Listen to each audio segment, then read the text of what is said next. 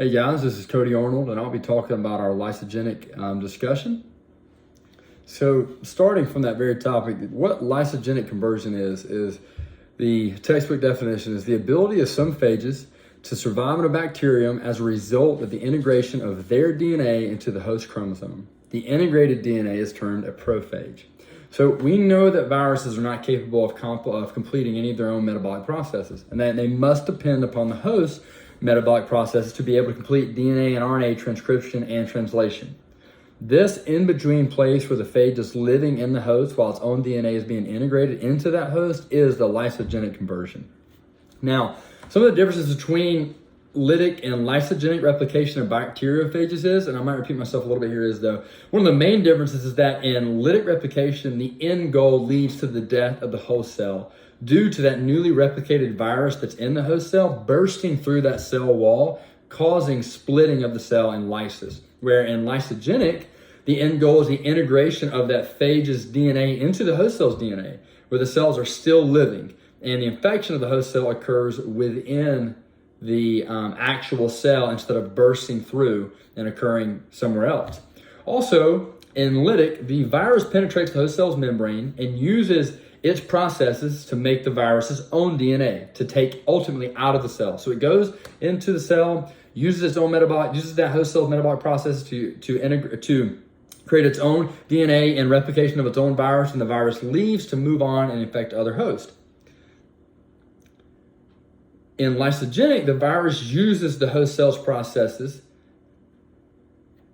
and it becomes one with the host, more of a symbiotic relationship. So the virus enters the cell, integrates its DNA into the cell, and then lives within that host cell in a symbiotic type of relationship versus just getting its DNA, replicating, and leaving. Also in lytic, the virus penetrates, like what I talked about before. Also in lytic, once the cell is lysed or split, then the phage can move on and find another cell to enter into, infect, replicate, lyse, and travel on from again. We kind of talked about that a second ago. So it doesn't stay within that cell.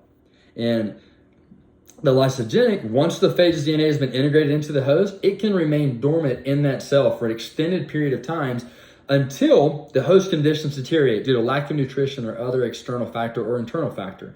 Once that happens, then the phage will take over control and begin that lysogenic conversion.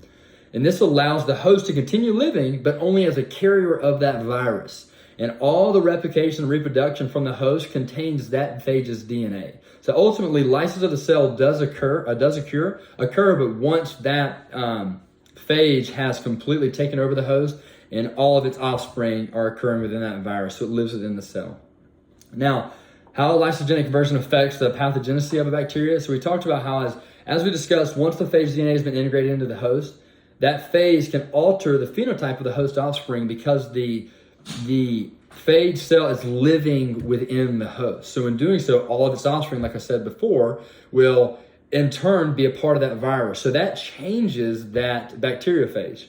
What it can do is that host, which maybe previously was not a toxic bacteriophage or pathogenic bacteria, now can become a pathogenic host that can release certain toxins due to increased viral loads because of that lysogenic conversion. So thank you so much. I appreciate you bearing with me trying to pronounce all those words. Have a good one.